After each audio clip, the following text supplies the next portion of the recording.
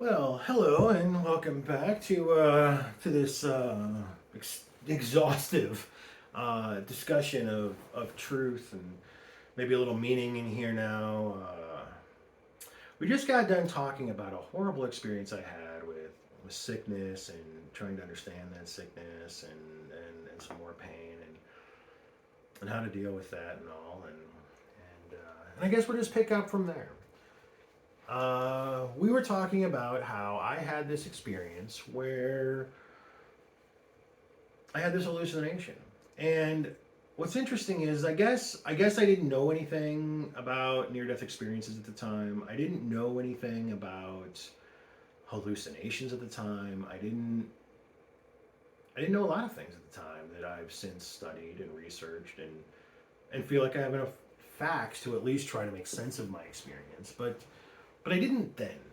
And so immediately in the aftermath of that, I started to try to assign meaning to it. And most of that I directed towards trying to, I don't know, get back into Christianity, get back into all of that. And that didn't work for me. And then this was all within probably a 3 to 6 month period that all this happened. I can't tell you exactly the exact order, but there's some things that really shaped my life in that time, making this very problematic. So I was still married at the time that I had this hallucination, and I started trying to be, I don't know, more Christian-like or try to, get back into that. And around that time, I got the letter, like from the final appeal that I had with Social Security, that I wasn't sick enough for them to care about. And shortly after that, I became a lot angrier as I couldn't make sense. I couldn't reconcile God in my sickness anymore, and I became very angry at the concept of God and religion. And I think the way that I handled my anger was pretty poor. I also think it was understandable. Look, if I heard somebody else in this, I'd have the compassion to go, look, that's a reasonable response. When you're in so much pain, you convince a dentist to pull your infected tooth without stuff, and you're like happy about it because it hurt enough. Um, Look, you're in a rough situation. You're gonna get angry at the world. It'd be weird if I didn't, right? It'd be weird if I didn't get angry, but I was angry, and I couldn't do anything. All I could do was, I don't know, be angry. And when you're at home in bed, dependent on others, it's not in your interest to just be angry at them all the time because there's nobody else to be around angry. Was I angry at doctors? Sure, but who did I yell at? It wasn't the doctors. It's my family. That's what I did, and that was part of my hand in what happened. I'm not trying to say that everybody's evil here, that my wife leaving me after sickness is evil. I had my hand, and any way you slice it, we both got handed a raw deal. I got sick. She had to deal with that as much as I did, and that's real. And no amount of anger is going to change that. But I didn't understand any of that back then. I didn't think about how it impacted her. I didn't care how it impacted her. I was just a dude living my life, making my bank, planning my retirement when I got sick. I was just cruising along life, not giving a fuck about anybody else for any reason at all. But then these experiences shape and change us. She left. It was a terrible divorce. We both behaved terribly. And it's all just terrible. And yet it is. But in all of that experience, and then the other things started happening. At this point, I'm literally abandoning everything that is Christianity. I can no longer hold it in the light of truth and think anything good about it. I decided that Christianity is false. I decided that the teachings were false and inconsistent and incompatible with any objective reality. I could not reconcile it. And so I stopped believing in God, and then my wife left, and then I started getting a little bit better. And at first, I just assumed it's like, well, my wife left. I don't have anybody to take care of me. It's the will to survive, and I just chose to get beyond it. I don't know. That's what I thought it was for a while. I didn't know what I was gonna do. I didn't know what I was gonna do. So I got a hold of family and I moved across the country. It was a horrible time driving like 4 states away, or I'm sorry, like it was like a 30-hour drive to get to a relative to stay with to try to deal with all this. And what I didn't know is that that was the end of my illness for whatever that's worth. That's a whole nother topic that I guess we can talk about at another time. But the question becomes, what is truth? I went and had a religious experience. I doubled down, or I had a near-death experience or hallucinatory experience. And then I went and had life completely fall apart. Wife leaves, family leaves.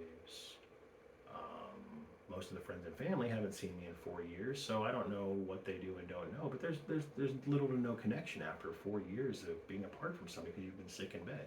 I didn't go out and hang out with friends. I didn't go out and I didn't go to church. So my ex was telling them is what they got. I don't know what that is, but I do know when I tried to contact some of those friends, they didn't have kind words for me. I don't get the impression that I was spoken of well or that people thought well of the situation that I'm in, which really struck me as eye-opening. I had been sick, and everybody seems to think something's my fault somehow, and that does a number on you. So that's a different discussion too. We're focused on truth. So what is truth? I had a near-death experience, life falls apart, and then my health comes back. I can get out of bed. See, I moved across the country thinking that I was going to be sick. I was going to need family members to help and care for me, and I wasn't wrong, because while my body was physically letting up off of the pain, and it was about 3 months from the time my ex-wife stepped out the door, and I no longer had abdominal pain at all. And the pain started subsiding, I don't know, 8-10 days maybe after she was gone. I don't know what to make of that. I don't know what to believe of that. And so there's more truth. What are the things that could be, and what are the most likely? I don't know. There are a lot of people that think a lot of different things about that situation. I don't really find value in it anymore. I tortured myself long enough. And so this is one of those places where I've accepted I won't know the truth. I don't need the truth. Because, well, frankly, it's not that I don't need the truth, it's that I can't have what isn't coming to me. It's just a realistic thing. I'm not going to know why I was sick. I'm not going to know why I got better when I did. I'm not going to know if it's related to stress or allergies, or maybe it's because I moved out of that house. Maybe it's like it could be anything. But what do you do when you go through a near-death experience? You go through your life falling apart. You go through healing, and you have to deal with all of that, as everybody tells you.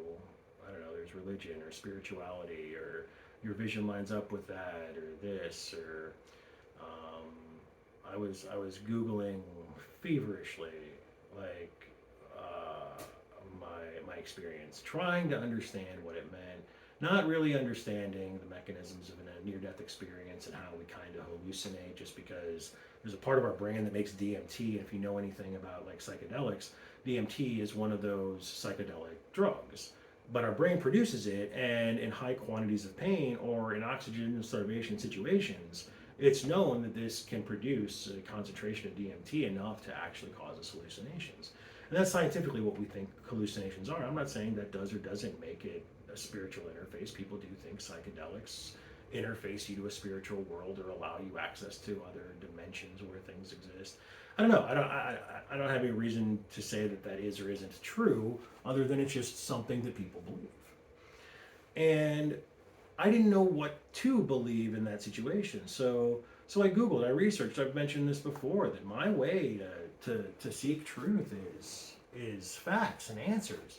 Looking at other people's near-death experiences or other people's hallucinations and visions, and what they experience, what they derive, what they think it means. And I don't know. I was down this road of this thing they call star seeds. I was convinced that it matched this description online of people that think that aliens are out there that have a technology that can supplant consciousness into living organisms, and make claims that that's what's going on with us as humans, that some humans have this supplanted consciousness that's here. And I guess I believed that for a while, because I found people that actually had disturbingly similar near-death experiences to what I had. And I don't know, I don't recall ever somebody telling me all this. So it's just weird. Why would I independently come up with this thought that the only way I can reconcile it is to go online and find out a bunch of people telling me it's aliens putting, a fake consciousness in me. And I guess when you're desperate enough and you go through a situation like I do, I guess you'll believe anything, but I don't know. I didn't believe it forever. I guess I don't really believe that's what's going on now. I don't really believe much is going on besides what you see is what you get. I think we're just in a universe where life is possible, and therefore it is. We've talked about the infinite. I just think it's a thing that can possibly exist, and so we're here because we can be. And again, it's just another unsatisfying answer when you get down to the truth. If you believe that is the ultimate truth, I can see somebody taking the position that isn't the end all be all. That doesn't make it truth. That doesn't make or prove anything. But we have to reconcile that. So that's another source of places that we have to go with, is personal experience. Right? What do you do when personal experience tries to convince you that you're an alien? Like, what do you do with that? You hallucinate your own alien existence? Well, who do you believe now? If you can't even believe yourself, who do you believe? That's the world we live in. That's what we got going on. That's the problems we have to face. And we have to figure out what to do with that. And so then we have the problem of, does this create the condition of unknowable truths? Are the truths of spirituality and the nature of the universe, are they knowable? Can we get those answers?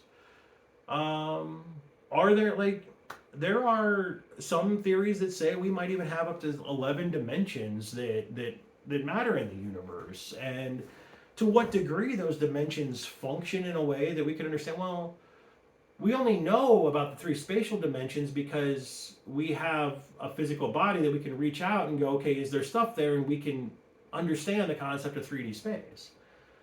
But it's because we have organs of touch and sight, or even sound can give us clues to spatial dimensions. But could you envision a world where there's a dimension that we don't have a sensory organ for? Like, I guess this is one of the reasons that I still wonder about what is possible. Like, when we talk about, say, for example, interdimensional aliens, we talked a little bit about aliens and the misinformation around that, and who knows what's true with that. Some people believe there's interdimensional aliens, or some people push the idea that that's something we should be looking for. Well, are there interdimensional aliens? How would we know? Like, 1,000 years ago, we wouldn't have been able, if there was a such thing as, say, radio frequency aliens, we wouldn't have been able to do anything about that 1,000 years ago. We didn't know what radio frequency was. We didn't have any use for radio frequency or the electromagnetic spectrum. We might have had some magnets or something that we found in nature, but we didn't really understand what was going on. And that lack of understanding doesn't make the electromagnetic spectrum not exist. We utilize the electromagnetic spectrum today. Now, this isn't necessarily what I would consider another dimension. I'm not saying there's a dimension where electromagnetic energy exists. And it's not like it's outside of our spatial dimensions because we measure it in space like everything else. But that doesn't mean that the electromagnetic spectrum doesn't give me pause, because here's the thing about the electromagnetic spectrum. You do have an organ to sense it, believe it or not. Yeah. Because if you're not aware, light itself, visible light, is in the electromagnetic spectrum. And we can create that in the same way we can create other things in the electromagnetic spectrum. We have a few different ways of creating light. Like we can create infrared light by heating something up. If we heat it up enough, it'll go into the range of warmth where we get light out of it. That's why light bulbs work, is because we give it enough heat, it causes that item to light up, and it creates enough electromagnetism that electrons get excited, and those electrons then fire off photons. And this will work with anything. It's not just tungsten or light bulbs or whatever. If you take anything, a steel bar, we've all seen a steel bar heat up until it's red hot. That's the same thing as what's going on in a light bulb. You're heating that up until it's hot enough that the electrons are excited enough that they fire off photons at you. And how much energy you put into that depends on how fast those photons move. And how fast those photons move are how you determine what color you're seeing. And what color you're seeing isn't a color at all if that goes off above or below. So we can get a camera and we can look at infrared light, and we can set it up to look at the radio for the electromagnetic portion of this portion of the electromagnetic spectrum that does infrared, and that's only heat.